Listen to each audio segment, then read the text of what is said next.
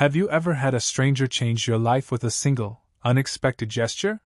The early morning mist clung to the empty streets, as the city slowly awakened from its weekend slumber. Monday morning commuters hadn't yet claimed the sidewalks, and the air carried that crisp freshness that made dawn feel like a secret, shared between the early risers and the sleeping world. Isabel Martinez stood at the bus stop beside Riverside Park, clutching her coffee cup like a lifeline against the cool morning air.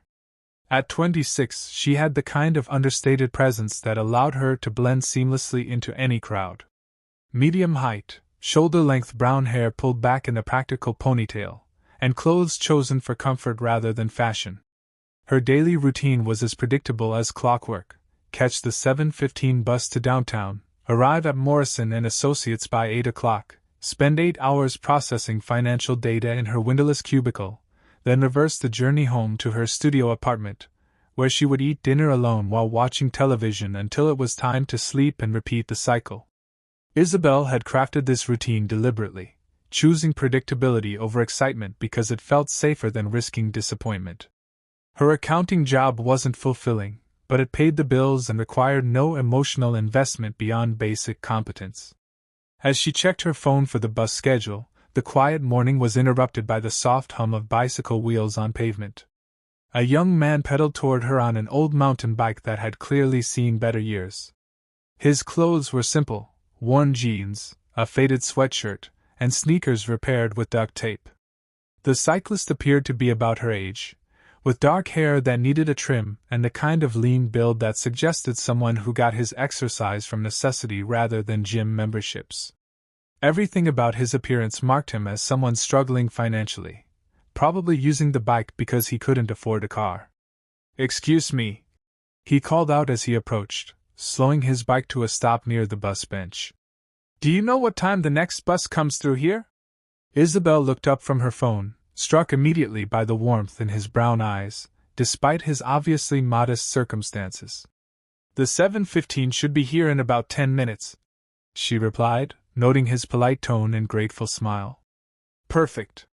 Thank you so much," he said, his voice carrying genuine appreciation for such a simple piece of information. Isabel nodded and returned her attention to her phone, expecting the brief interaction to end there. The young man pushed off on his bike and continued down the street, becoming just another anonymous figure in the city's morning rhythm. But what if that fleeting moment wasn't the end of their story? What if a stranger left you with a mystery that could change everything? As Isabel watched his retreating form, she found herself thinking about the contrast between his worn clothes and his courteous manner. In her experience, people facing financial hardship often carried that stress in their interactions with strangers. But this young man had approached her with a kind of easy confidence that suggested inner contentment despite external circumstances. She was still musing about this observation when something unexpected happened. The cyclist, who had traveled perhaps 2 blocks down the street, suddenly turned around and began pedaling back toward her.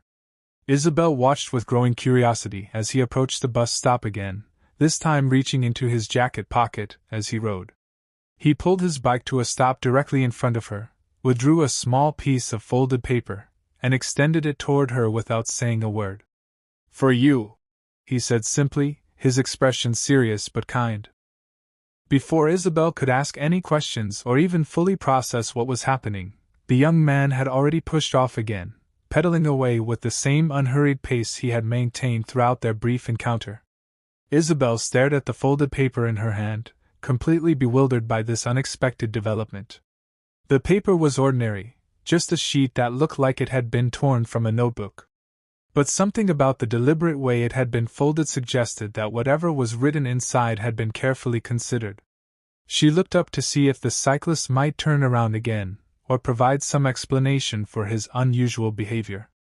But he had already disappeared around a corner, leaving her alone with a mystery that would change everything she thought she knew about chance encounters and the power of words to connect strangers across the invisible barriers of daily life. As the 7:15 bus approached with its familiar rumble of diesel engine and squeaking brakes, Isabel carefully unfolded the paper, and her expression transformed completely. Have you ever received something unexpected from someone you thought was just passing through your life? Let us know in the comments, and tell us where you're watching this story unfold. Isabel's journey to that bus stop had been shaped by a series of practical decisions that had gradually led her away from the dreams that had once defined her sense of purpose. Growing up in a working-class family, she had always been the responsible older sister who helped with household duties while her younger siblings focused on their studies and extracurricular activities. During high school, Isabel had discovered a passion for creative writing that felt like discovering a hidden room in a house she thought she knew completely. She would stay up late crafting short stories and poems, losing herself in the process of creating worlds and characters that felt more vivid and meaningful than her everyday reality. Her English teachers had recognized her talent and encouraged her to pursue writing in college, suggesting creative writing programs and literary magazines where she might develop her skills. For a brief, shining period during her senior year, Isabel had allowed herself to imagine a future where she might make a living as a writer or editor, contributing something meaningful to the world while doing work that felt like an extension of her truest self. But practical concerns had ultimately overruled passionate dreams. Her family's financial situation was precarious, and Isabel had been raised to prioritize security over personal fulfillment. When it came time to choose a college major, she had selected accounting because it offered clear career prospects and steady income potential. The transition from creative writing to financial data processing had been more difficult than Isabel had anticipated. She found herself mourning the loss of creative expression in ways she hadn't expected, and the structured environment of business classes felt like trying to breathe underwater after years of swimming freely in the ocean of imagination. By her junior year, Isabel had stopped writing entirely. The contrast between her academic work and her creative impulses had become too painful to navigate, and she had convinced herself that writing had been a childish dream that needed to be abandoned in favor of adult responsibilities. After graduation, Isabel had found employment at Morrison & Associates, a mid-sized accounting firm where she processed financial records for small businesses and individual clients. The work was steady and reasonably paid, but it required none of the creativity or personal investment that had once made her feel alive. Isabel's social life had similarly contracted over the years. College friendships had faded as people moved to different cities and began building careers that left little time for maintaining connections. Her coworkers were pleasant but focused on their own lives outside the office, and Isabel found herself increasingly isolated despite being surrounded by people every day. Her studio apartment reflected this gradual narrowing of her world. The walls were bare except for a few generic prints she had purchased because empty walls felt too depressing. Her bookshelves contained mostly practical volumes related to her work, with only a few novels hidden in the back as reminders of interests she had abandoned. But the most painful aspect of Isabel's current life was the way she had learned to suppress the creative impulses that still surfaced despite her best efforts to ignore them. Sometimes she would find herself composing stories in her head during her commute, or noticing details about strangers that would have once become characters in her writing. These moments of creative awakening felt like touching a wound that hadn't properly healed. Isabel had trained herself to push away these impulses as quickly as they arose, telling herself that indulging in creative fantasies would only make her dissatisfaction with her practical life more acute. The note she had received from the cyclist contained a message that struck at the heart of this internal conflict: don't stop writing. The world needs your voice. What made the message particularly unsettling was not just its direct reference to the creative passion she thought she had successfully buried, but the fact that the handwriting looked remarkably similar to her own. More disturbing still, the specific phrasing echoed something she had written in her personal journal 3 years earlier during a particularly difficult period when she had been questioning all of her life choices. Isabel had never shared that particular journal entry with anyone. She had written it during a late-night moment of clarity when she had allowed herself to acknowledge the depth of her regret about abandoning her creative dreams. The entry had been a promise to herself that she would find a way back to writing, but it was a promise she had never kept. The fact that a complete stranger had somehow accessed this deeply personal sentiment felt impossible and deeply unsettling. Isabel spent the entire bus ride to work trying to rationalize how someone could have known about her writing aspirations, let alone the specific words she had used to encourage herself during a moment of private vulnerability. By the time she arrived at her office, Isabel had convinced herself that the similarity between the note and her journal entry must be coincidental. Surely, many people struggled with similar conflicts between practical responsibilities and creative dreams. The message, while personally resonant, was probably generic enough to apply to numerous situations. But throughout her workday, Isabel found herself returning to the note, reading and rereading the carefully formed letters that looked so much like her own handwriting. Something about the encounter felt significant in ways she couldn't quite articulate. And for the first time in years, she found herself wondering what might happen if she actually took the mysterious advice seriously. The note from the cyclist had awakened something in Isabel that she had spent years trying to suppress. For the first time since college, she found herself actively thinking about writing, not as an abandoned dream, but as a possibility that might still be within reach. Over the following days, Isabel began making excuses to leave work early so she could return to the bus stop where she had first encountered the mysterious young man. She told herself she was simply curious about solving the puzzle of how he had known about her writing. But deeper down, she recognized a growing desire to see him again. On Tuesday, she waited at the bus stop for 30 minutes past her usual departure time, watching every cyclist who passed with hopeful attention. On Wednesday, she arrived an hour early and observed the morning commuter patterns, noting which people appeared regularly and which were just passing through the neighborhood. By Thursday, Isabel had expanded her search beyond the bus stop.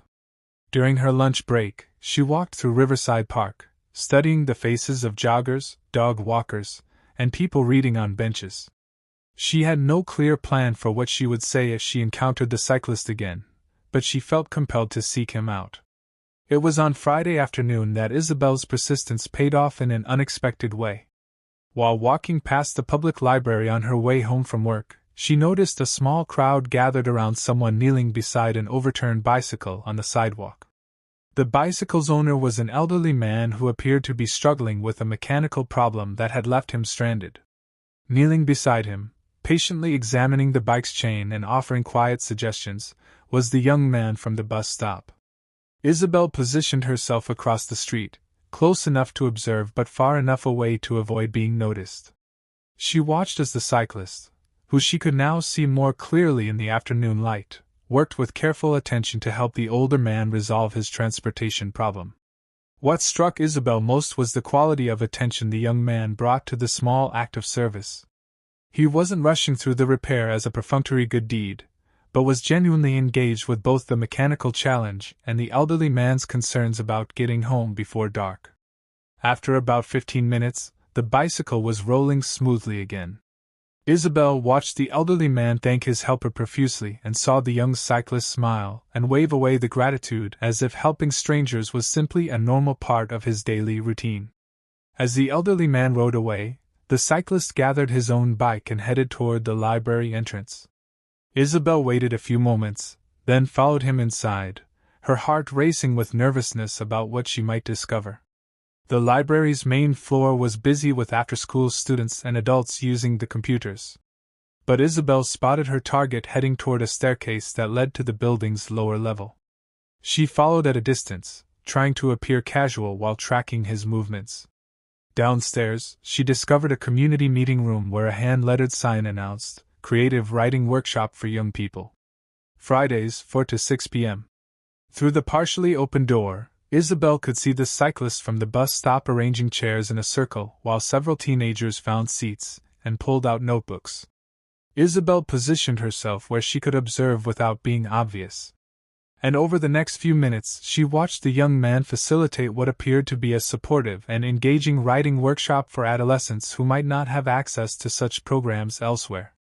His teaching style was patient and encouraging, focusing more on helping students express their ideas clearly than on correcting grammar or structure.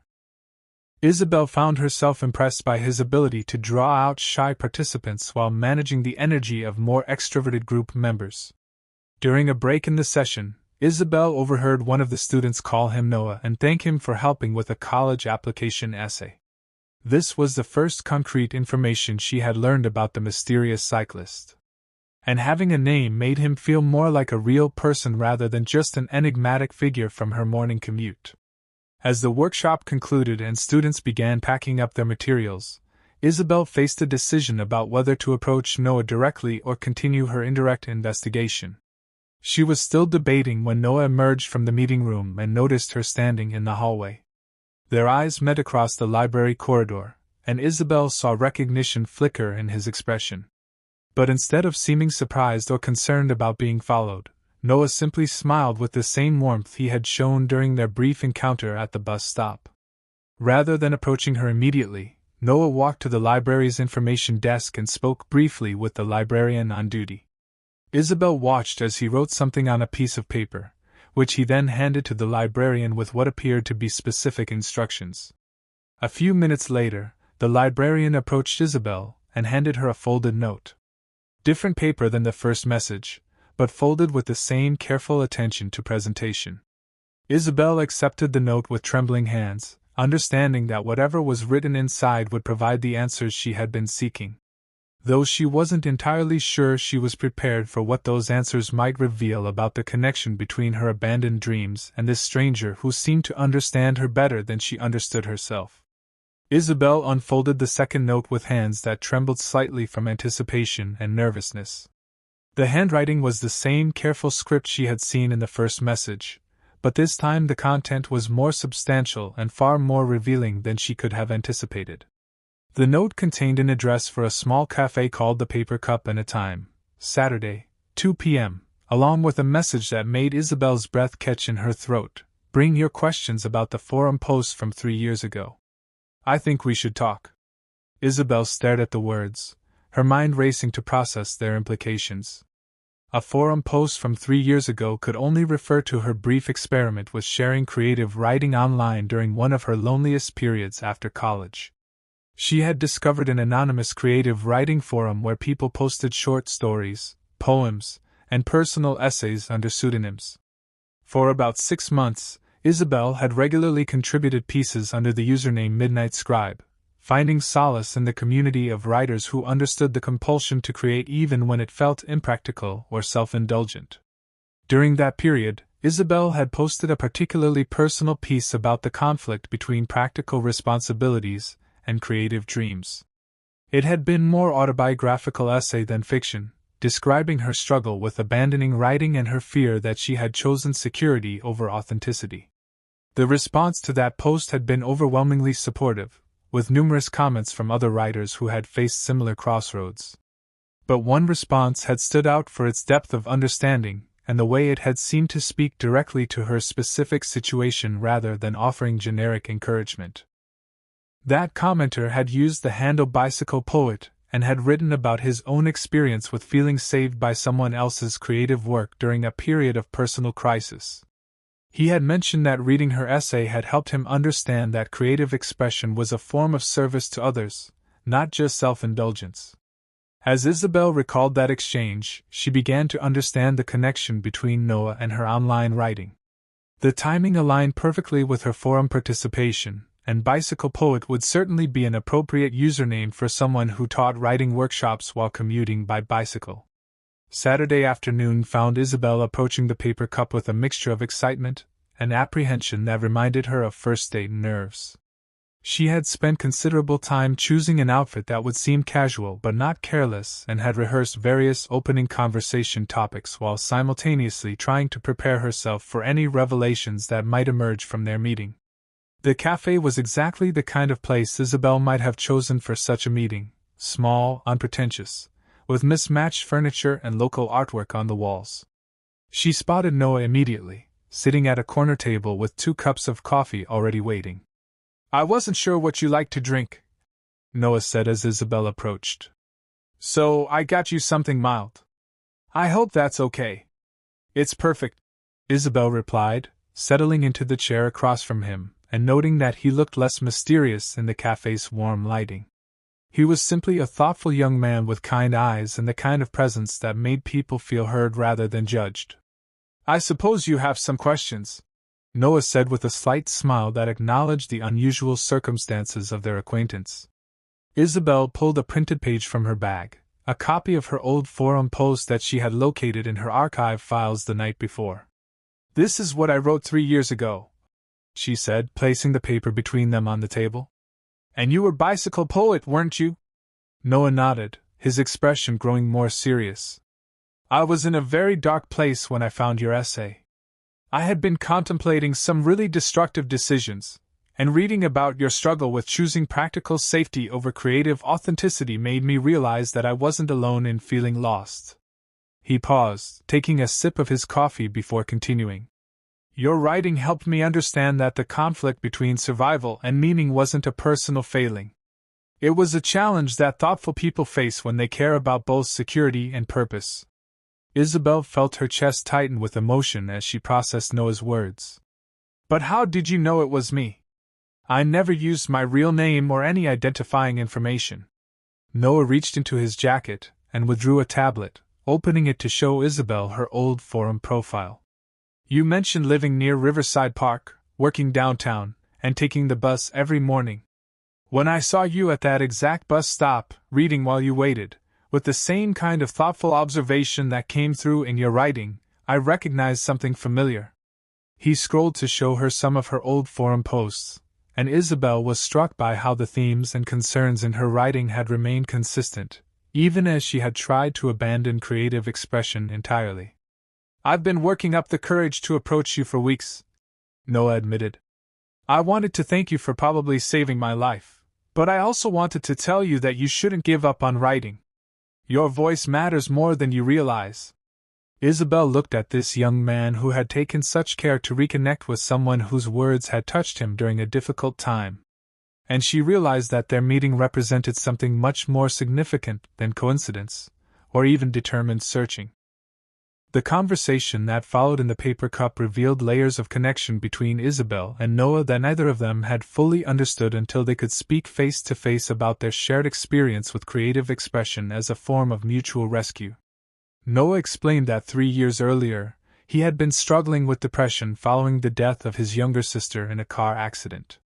As the surviving sibling in a family that had never been comfortable with emotional expression, he had felt isolated in his grief and guilty about his inability to move on according to other people's expectations. "I was seriously considering just not being here anymore," Noah said quietly, his hands wrapped around his coffee cup for comfort. "I felt like I was failing everyone by not handling things better, and I couldn't see any point in continuing to disappoint people." Isabel felt her heart constrict as she understood what Noah was telling her. The Creative Writing Forum had been his lifeline during that period, providing a community of people who understood that feelings could be complex and that working through difficult emotions required time and patience. "Your essay about choosing practical security over creative dreams helped me realize that my feelings about wanting my life to have meaning weren't selfish or unrealistic," Noah continued. "You wrote about the fear that choosing safety might mean giving up the possibility of contributing something unique to the world, and that exact fear had been eating at me." Noah explained that reading Isabel's post had inspired him to volunteer with the library's literacy programs, initially as a way to honor his sister's memory, but eventually because he discovered genuine satisfaction in helping young people develop their voices through writing. "Teaching those kids gave me a reason to stay," Noah said simply. "And it all started because you wrote honestly about your own struggles with finding purpose." Isabel felt overwhelmed by the realization that her moment of vulnerable self-expression had played a role in saving someone's life. She had posted that essay during one of her loneliest periods, never imagining that her words might reach someone who needed exactly that message at that exact moment. "I had no idea," Isabel whispered. "I was just trying to work through my own confusion about the choices I had made." "That's what made it so powerful," Noah replied. "You weren't trying to give advice or present yourself as someone who had figured everything out. You were just being honest about the struggle, and that honesty created space for other people to be honest about their own struggles." Their conversation was interrupted by Noah's phone buzzing with a text message. He glanced at the screen and smiled. "Actually, there's something I'd like to show you if you're interested. The community center where I volunteer is having their monthly showcase tonight, where participants share creative work with families and friends." Noah's expression grew slightly mischievous. I may have taken the liberty of mentioning to the coordinator that we might have a special guest tonight, someone whose writing has made a significant impact on our community. Isabel felt a familiar surge of panic at the suggestion of public creative expression. Noah, I haven't written anything in years. I wouldn't know what to share, and I'm not sure I'm ready for that kind of exposure. You don't have to share anything you've written, Noah assured her. But I think you might be interested in seeing how your influence has continued to spread, even when you weren't aware of it. That evening, Isabel found herself in a community center meeting room decorated with children's artwork and filled with an audience of teenagers, parents, and community volunteers. The atmosphere was supportive and celebratory rather than competitive or judgmental. As the showcase began, Isabel was amazed to discover that several of the young writers specifically mentioned themes that had originated in her old forum posts. One teenager read a poem about choosing between stability and dreams that could have been inspired directly by her essay from 3 years earlier. When Noah was introduced as the evening's coordinator, he looked directly at Isabel as he addressed the audience. Tonight, I want to talk about how creative expression connects us across time and space in ways we often don't realize, Noah began. 3 years ago, I read something written by someone I had never met that helped save my life during one of my darkest periods. Isabel felt her cheeks burn as she realized where Noah's introduction was heading. That writer taught me that being honest about our struggles creates opportunities for other people to feel less alone in their own struggles. The ripple effects of authentic creative expression can extend far beyond what we imagine when we're brave enough to share our truth. Noah gestured toward Isabel, who felt simultaneously terrified and honored by the attention. Tonight, I'm grateful to have that writer here with us. Her words gave me hope when I desperately needed it. And that hope led me to this community, where I've watched young people discover their own voices and their own power to help others through creative expression. The applause that followed was warm and genuine, and Isabel felt something shift inside her as she looked around the room at faces reflecting appreciation rather than judgment. I don't have anything prepared to share, Isabel said as she stood up, her voice slightly shaky but growing stronger as she continued. But I want you all to know that writing, honest, vulnerable writing, creates connections between people that can literally save lives. She looked at Noah, then at the young faces throughout the room. If you have something to say, if you have feelings or experiences or observations that feel important to you, please don't keep them to yourself. You never know who might need to hear exactly what you have to offer. As the evening concluded and people began to disperse, Noah approached Isabel with an expression of gratitude and something that looked like affection. Thank you for coming tonight, he said. And thank you for writing that post 3 years ago, even when you didn't know if anyone would read it or care about it. Isabel felt tears threatening as she realized that her abandoned creative dreams had been quietly working in the world, even during the years when she had convinced herself that her voice didn't matter. Thank you for turning back, she whispered. Thank you for taking the risk to reconnect with someone whose words had touched you. I needed to remember that my voice might matter. As they walked out of the community center together, both Isabel and Noah understood that their unusual meeting had been the beginning of something much more significant than either of them had imagined when Noah had first handed her that folded note at the bus stop. 6 months later, Isabel's life had been transformed in ways that felt both dramatic and surprisingly natural. The conversation with Noah had reawakened her creative spirit, but more importantly, it had helped her understand that her writing had always been a form of service rather than self-indulgence.